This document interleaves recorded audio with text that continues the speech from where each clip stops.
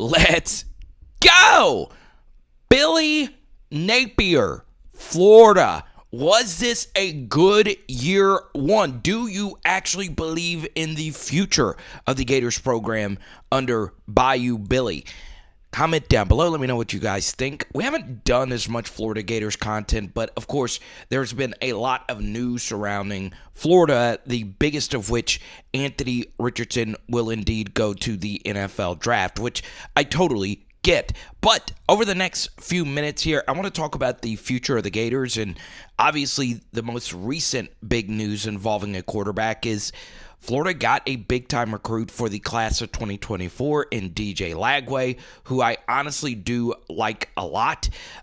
He is unbelievably explosive, also a really talented baseball player, and he will be a Gator unless something changes over the next year and a half. So the first thing here is, let's start with one thing Billy Napier has undoubtedly did an incredible job with up to this point, and that is recruiting. Florida's recruiting has been so much better under Billy, and that, of course, is the most important thing. Right now, for the class of 2023, they have the 11th ranked class. Boom! I'm looking at you. Yes, you. I know you've already subscribed and rang the bell. We are so close to 1,000 subscribers, and yeah, DJ Lagway, really good. But for 2023, like Lagway in 2024 up to this point, their highest ranked recruit is also a quarterback in Jaden Rashada. So while Dan Mullen was able to pull off some top 10 recruiting classes, obviously the recruiting aspect got kind of sour with the Florida Gators brass, and Billy Napier's done a really good job getting this train moving. And maybe, just maybe, if they win a little bit more next year, they will recruit even better. So now, we've discussed recruiting. That's one of the most important things. What about everything else? Let's start with a negative for me for the Florida Gators, is that in 2022, they were about average. Now, they did win that big game versus Utah, and the big discussion was, should LSU have gone with Billy Napier over Brian Kelly? Because, of course, Brian Kelly had a horrendous week one loss versus Florida State that, honestly, in retrospect, doesn't really look as bad. But let's be honest, LSU looked very clunky in that game. I believe things went opposite for both of those men, right? LSU's team got better as the season moved on, and Florida's team, for the most part, just stagnated. Of course, LSU blew Florida out in the swamp offensively, and Florida's defense just never really got anything going under Tony, their defensive coordinator, Patrick Toney. And Florida's defense this year was just really bad. You know, they weren't that deep on the defensive line. Javon Dexter was fine this year, but his snap count was just absolutely ridiculous. Man, I was really shocked at how bad Florida's defense was this year. And, you know, there was so much hype surrounding this defense. Tony was viewed as a defensive savant. You brought in Corey Raymond, who, you know, by many's opinions, was one of the best defensive backs coaches in the country at LSU. And Florida's secondary this year was just not good. And honestly, I think that's what held Florida back, because offensively, Billy Napier was really, really, really good this year. I know there could have been some more efficient performances from Anthony Richardson.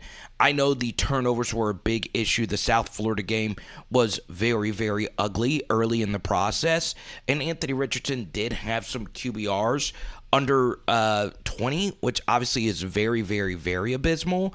But man, Florida's offense was very explosive.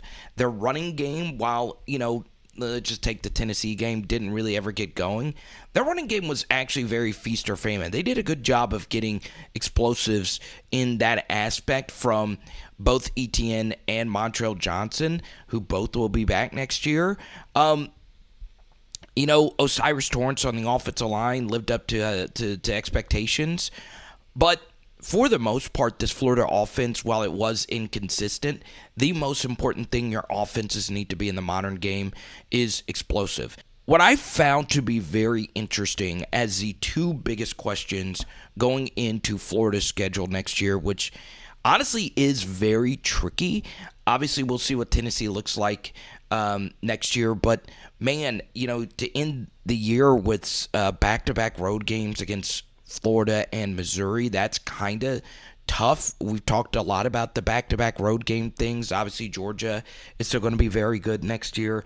This schedule is very tricky, and you better believe Utah's going to want to defend their home field in the first game. So, I honestly think, and this isn't going to come off well for Florida fans, I think even if Florida is, let's say, a 7-5 team next year, I think you still have to be patient with Billy Napier. Bam! I'm looking at you. Yes, you.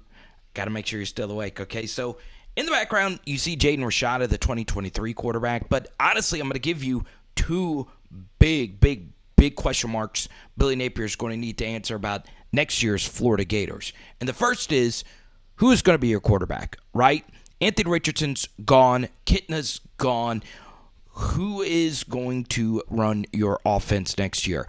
I doubt Florida's going to want Jaden Rashada as a true freshman to be the guy in year one. So, Florida is going to have to portal in a QB. Now, there are some interesting names that are currently sitting in the portal. There's also some names that have been heavily rumored to be connected to the Florida Gators that are still on their current team. So, whoever it will be, I do think Florida abso-freaking-lutely needs to get a quarterback in for 2023 because I don't think Jaden Rashada should be the guy as a true freshman, even though he does throw an absolutely beautiful ball. So, where do they go with this? I mean, obviously, someone like Brennan Armstrong.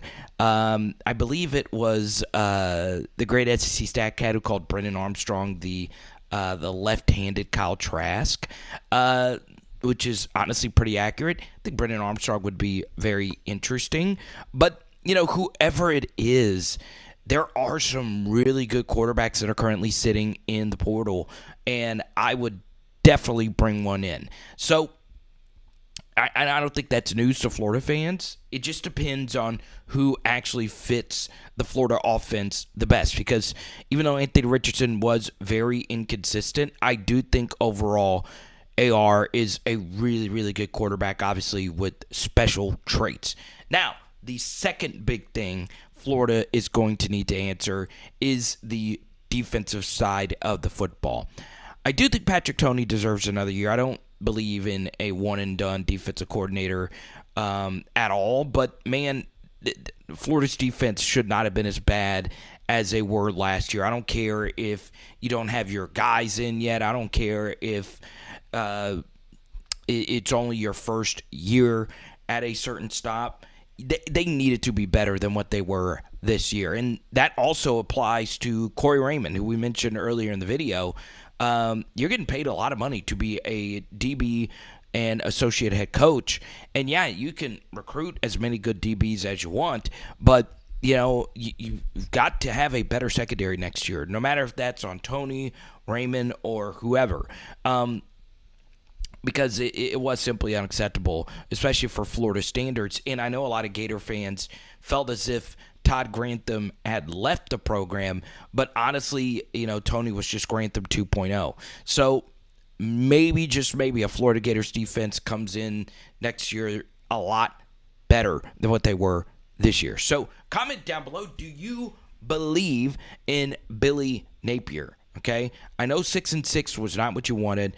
I know for sure a Vanderbilt loss is not what you wanted, but it happened, right? And let's be honest, every big-time coach, for the most part at their current stops, had ugly losses in year one. And I mean almost everybody. And, of course, Vanderbilt was that for you. And, the South Florida game was a little too close for comfort. But comment down below your thoughts on Billy, okay?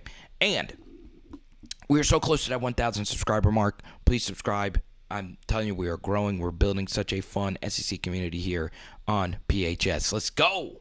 It is Power Hour SEC Bam! And tonight,